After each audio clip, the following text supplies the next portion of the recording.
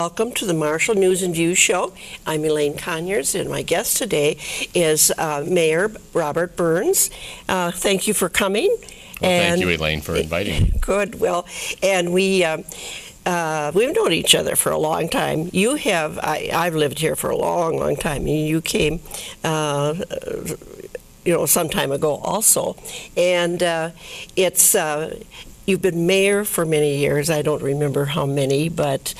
I actually came to Marshall in 1979. That's when I graduated from college. Okay. And was hired by the University of Minnesota Extension and actually was placed in Marshall. So that was a lucky placement for me.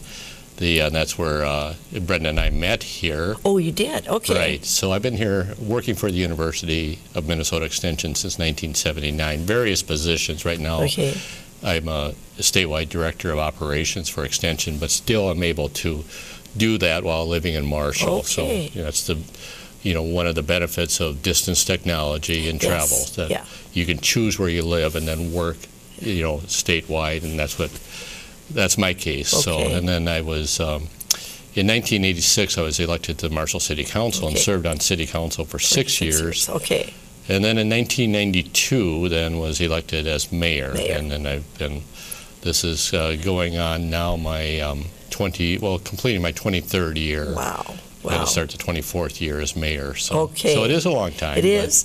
And you have seen so much progress in our community, and you have been a part of that in the last 23, just about 24 years, and we've seen so much growth. Well, there has been a lot of progress in the community, and that's really a credit to a lot of people, including especially the business community and the education community, and really all those business leaders, the families that have chosen to come to Marshall, to stay in Marshall, and to contribute to what Marshall is. So yes, Marshall really has emerged as a regional community in Southwest Minnesota. We're the largest community.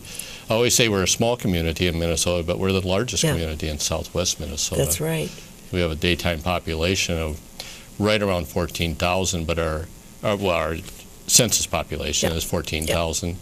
Our daytime population is right around double that, because we're the community that really has the jobs, has the services in healthcare and in education and retail. So we really serve the region. So we have in Marshall probably those types of amenities and services of a much larger community, but that's because we really do serve a larger population. That's right.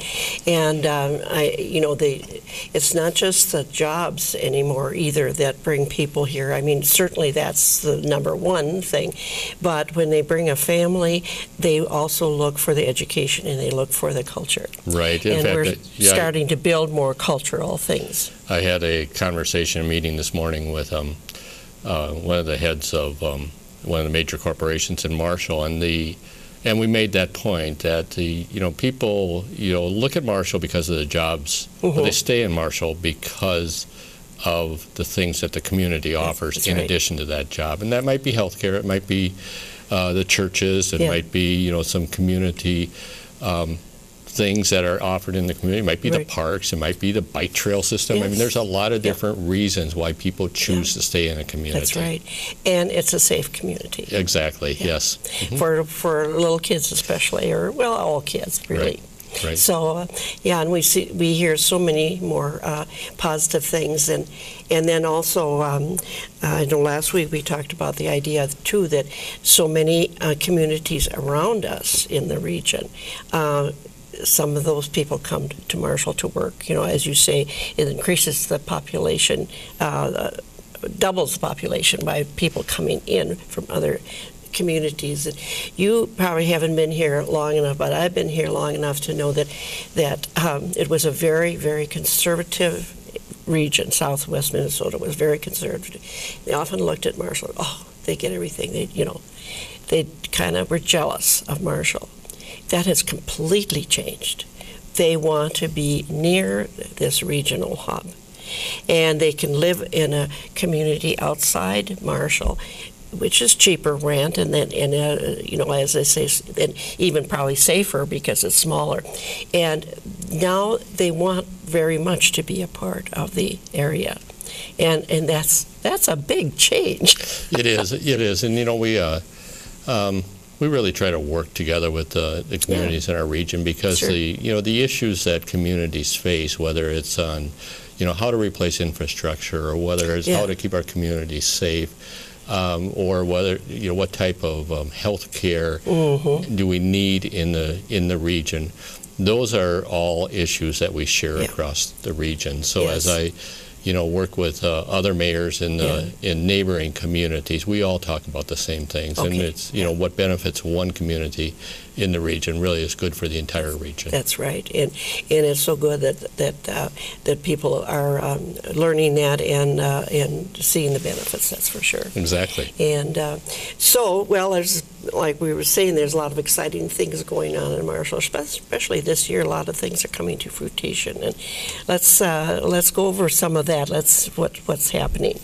Well, probably one of the big things this summer. It's been a difficult summer in terms of some of our roadway construction, but we do see that coming to a completion. When we kind of think back on, these were all state projects that were complemented by, some local improvements associated to the state. But when we think of, we had North Highway 59 that was resurfaced. We had East College Drive that was resurfaced. We had South Highway 59, which is East Main Street, basically completely reconstructed. Right. We had Highway 23 with the installation of a reduced conflict intersection, and we had the installation of the pedestrian bridge. Those are just the roadway constructions. And then just outside the community, County Road 33 and Highway 68, that intersection improvement. And we had the bicycle trail, bike trail project from Marshall to Camden. Those are all projects that we had this year. So many of those projects are either completed or near completion. The North Highway 59, South Highway 59, College Drive, they're all completed. They're all open, and the Saratoga Highway 23 reduced conflict intersection, that is scheduled to open in early November, hopefully. That's an important project in safety for Highway 23. The bike trail project, there's 2 phases that have been bid out that are currently either under construction or soon will be under construction. The middle section, I call it, the 2.5 miles from County Road 74 to County Road 30, which is the road down into Lynn. That's the final phase along Highway 23 that's being completed, and then there's a phase along Channel Parkway, or the diversion channel between the bike trail behind the fairgrounds and Highway 19 that will be under construction. That may not start this fall. It is already bid out, but it will be completed by June of next year. So then the whole trail will be open. The whole area of that trail will reopen in June or in the summer anyway, or before. So that will complete the bike trail project. So basically, where we're sitting right now, which is at the Marshall High School, you could bike from here on a trail all the way to Camden State Park and not have to be on a highway or county road. So that really, it should be a nice amenity for people in the region. So, and of course, Camden State Park is, I think all state parks are nice, but Camden State Park really is a gem in southwest Minnesota. That's right.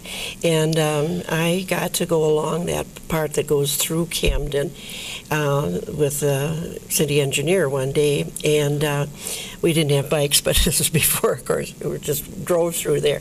And you see a part of the park that you ordinarily don't get into, or some people sure do, but it's just fantastic to have the nature right there. Right.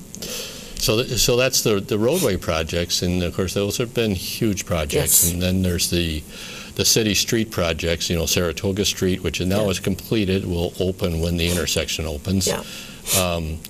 Another big project is A Street and Redwood Street, and that one they're working hard on it now, and we're hoping they will complete the curb and gutter and the first layer of asphalt prior to the end of the construction season. Yeah. We've been fortunate on the construction season this fall. That's right. But they need about another week and a half. So hopefully we'll have, if we have a nice weather and weather that is warm enough for paving of asphalt into the first week of November, we may be okay on that street. So that's right. And then there's also other public projects. The municipal liquor store, Tallgrass Liquor, is scheduled to be completed the end of this week, the end of October. And really? then That's that fast? Okay. And then the installation of the fixtures then will happen in early November, with the open date right now scheduled to be November 16th. Okay. So at that day when it opens, then the old store will close that day and likely will be put up for sale by the city. So the new store is much larger. Yes. And it's a much more inviting shopping environment. So that's right. And then of course the large projects of the Merit project is completed. The driving track, the training track is completed, and the classroom is completed. The classroom addition, and in fact there's already lots of activity out there. The Southwest Amateur Sports Center facility, the Red Baron Expo and Arena, is on schedule. It's on budget, and in fact today the floor of the main ice rink was poured. So that project is progressing right now. That looks like it'll be worked through the winter. The contractors have sealed up all the windows with plastic, and they will continue to work through the winter, and it should be complete by early March.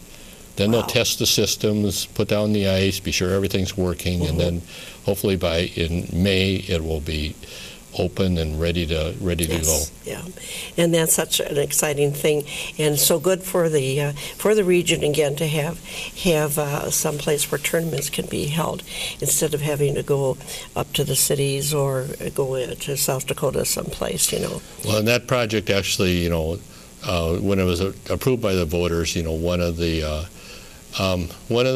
points, or one of the reasons why it was approved by the voters, is that you recognize that this is not a recreation facility, it's an economic development facility, and it was really approved with the local option sales tax funding it, that this will bring people to the community. And in fact, last weekend we saw some of that with the high school football playoffs that were held at the University of the Schwann's Regional Event Center at the university, and there is, the restaurants were very busy all weekend. There were some 9 playoff games that were in the area, so that brings a lot of people and a lot of families to the area, and we would see the Red Baron Expo and Arena really doing the same things. And I know our Convention and Visitors Bureau is already, active in doing the scheduling, so that almost day one when it's open, there will be activity that will be happening there every week, every weekend. Yeah.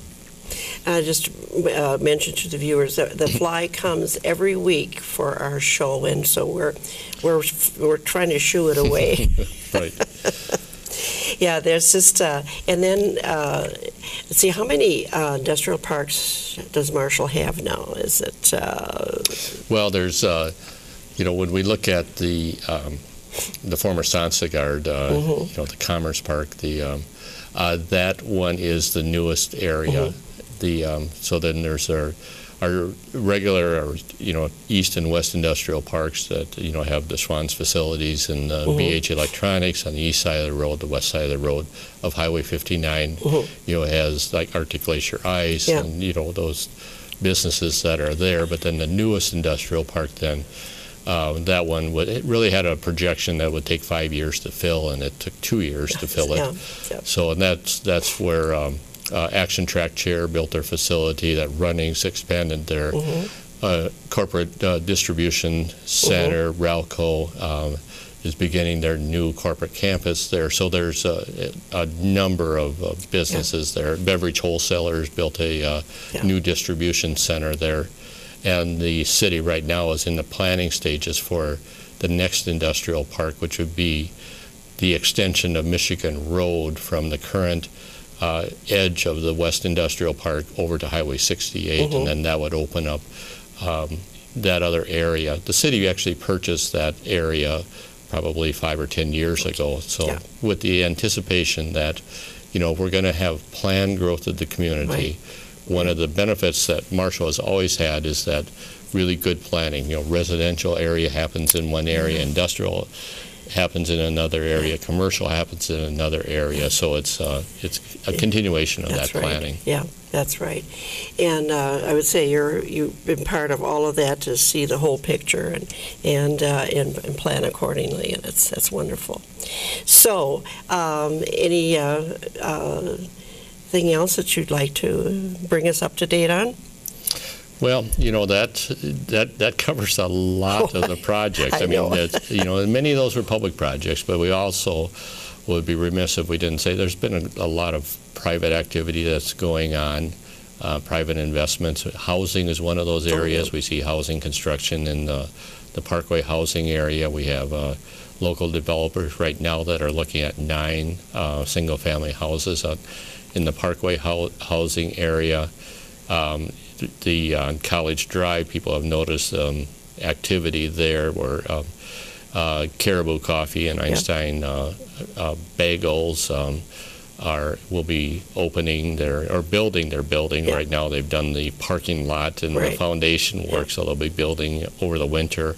The Casey's General Store is building a new store on College Drive. There is room for one additional store right beside their project. So there is a lot of activity that's going on in the area. So it's not just roads that are being constructed. There's a lot of private investment that's being constructed. A number of townhomes that are going up along Windstar Street. Windstar Street actually was completed, the extension of that, east of Highway 59 towards the Menards area and then connecting up with Boyer Drive. That has been completed also. Okay, so we'll just see some more of those cornfields disappear, right? which is good for our community, that's for sure. And the one thing I thought about with all this road construction, a lot of people were kind of upset about it, and thinking, it's so hard to get here and there and so on. But in the long run, it's so much better. Come winter, it's all going to be good, and it's going to be safe and everything.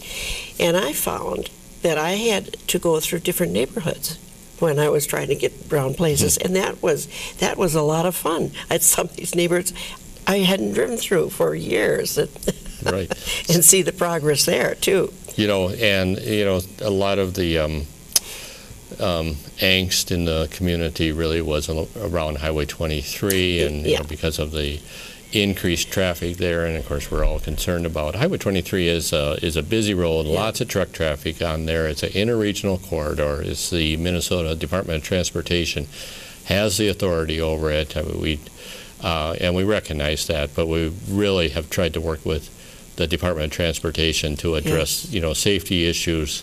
We are working with the DOT on doing a comprehensive study, and people say, well, why do another study? But it's really the results of the comprehensive study that projects happen. So it isn't as simple as changing a speed limit sign. There's it really has to have the study in the background so that the Department of Transportation is assured that there isn't going to be any unintended consequences for an action that they may take. So we've asked them to take a look at and study every single intersection from County Road 33 to County Road 7, and are there improvements that would improve the safety of those intersections?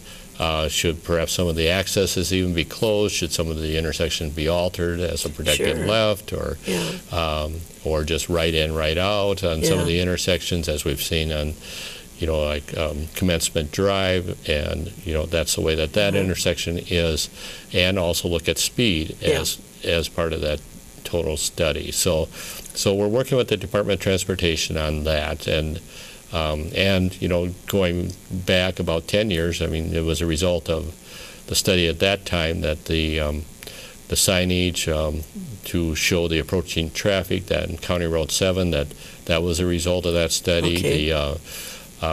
The intersection improvement at Saratoga Street and Highway 23, where it was funded by the SIMS, which is federal dollars that flow through the state of Minnesota. That grant was awarded $3.5 million to improve that intersection. So that's really a result of some of that planning. So we're really working hard to. There's no one on the council that wants to see this more than anyone else, as far as let's have a safe route through through the community, but also let's recognize that there's a lot of commerce that happens. There's a lot of truck traffic that either originates in Marshall or terminates in Marshall, whether it's delivering grain to the corn plant, whether it's delivering ice cream or food products that are produced in the industrial park at Schwann's, or whether it's delivering live turkeys to Turkey Valley Farm. There's just a lot of truck traffic that uses Highway 23,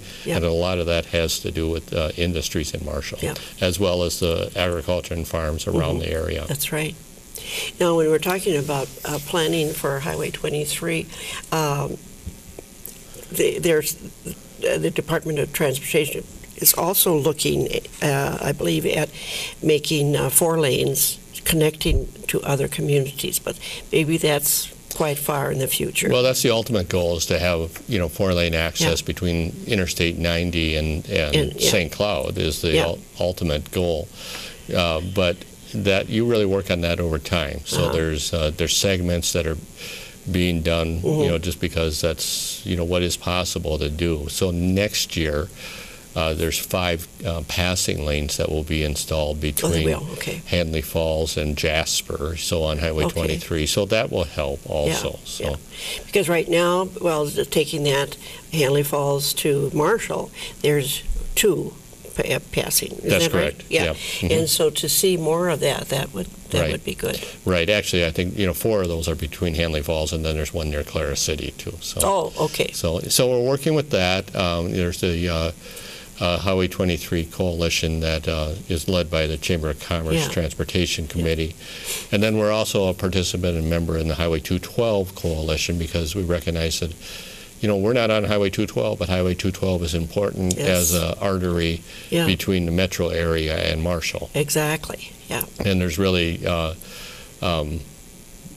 couple bottlenecks on Highway 212. Both of them are in Carver County, and that's a long ways away from Lyon County, but that's still important, for us to be supportive of, legislatively, that's important to the Marshall area. That's right, exactly. Because many of us make that trip to the cities, and most of us use that 23 and 212. That's right. That's right. So, it is exciting, and are there any other future plans that we could talk about? Well, I think one of the things that in the near future, the Marshall City Council will be finalizing the 2016 budget. We did adopt the preliminary levy, and when the City Council really tries to take a conservative view on tax growth, recognizing that there's some other revenue sources also, and there's a cost to keeping the city going. So we have had a kind of a real growth in taxable properties, either new construction or additions on buildings that increase their value. So we've had a 2.8% kind of real increase. So in other words, if taxes or our property tax levy was increased by 2.8%, your property tax bill, my property tax bill would be exactly the same. So, and then we built in another 2% just kind of inflationary increase. Our labor costs increase. Cost of some equipment and supplies and health care for our employees has increased, so that builds in, a slight inflationary adjustment. So that's a 2% inflationary adjustment. That's the levy that we're working on right now, and then we'll kind of work up until December on really finalizing those numbers to come up with a balanced budget. So I believe the City Council has 8 or 10 budget workshops that sessions that either have been held or are scheduled. That's right, So, yeah, lots of things going on, and lots of people participating in that growth. And I'm so pleased to see that Marshall residents are they're proud of what's happening too. They're proud to see that Marshall continues to be a regional center and for the area, and it's and they're proud of it, and that's really good. And I think we saw that happen when it came to that vote. Was it 2 years ago? And that, yeah, it would be 2 years ago, where we passed it. We passed it, and as I have said on other shows, I guess the senior citizens, I got a lot of calls from them. Well, why do we don't want to pay more taxes, and then I explained it further to them. Half a penny, on the general tax and the lodging and food tax. If you won't really have to pay on that unless you decide to spend a night in a local motel, and then you'd pay it. And then if you order a pizza, you pay a little bit. And we were concerned. I know about the senior citizens. They overwhelmingly voted for it, and I was just so proud to see that they could see the full picture and understand, wow, this was such a good thing for our community. Yeah, I think this is, regardless of people's age, and I consider myself approaching that senior level at this point now too, but regardless of the age, you want to live in a healthy community. You want to live in a thriving community. Exactly. And you want to live in a community that you're proud to say, well, this is the community I live in. That's right. Exactly. So it's wonderful to see all this happen, and it will continue. We can see that it'll continue because we attract businesses, we attract industry because of the positive things that are going on here. Well, that's the goal. That's the hope. Yeah. And hopefully, we've always talked too about the fact that young people often, they graduate either from the high school or the college, and then they move away.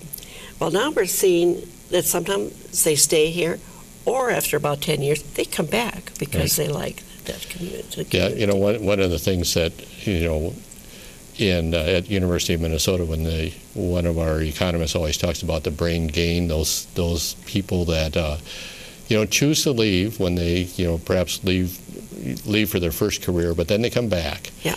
To a community like Marshall, and that they come back at a time when they've, have a young family, they're ready to have their kids in school, yep. They're at a point in their life that they can contribute to the community rather than take from the community. That's right. And, that's really what we want to see. That's right. Well, this has been very interesting visiting with you today, and I thank you for all your work over the past 23 years, and I thank you for continuing as our mayor, and thank you for coming to the show. Well, thank you, Elaine, and thanks for hosting. Okay.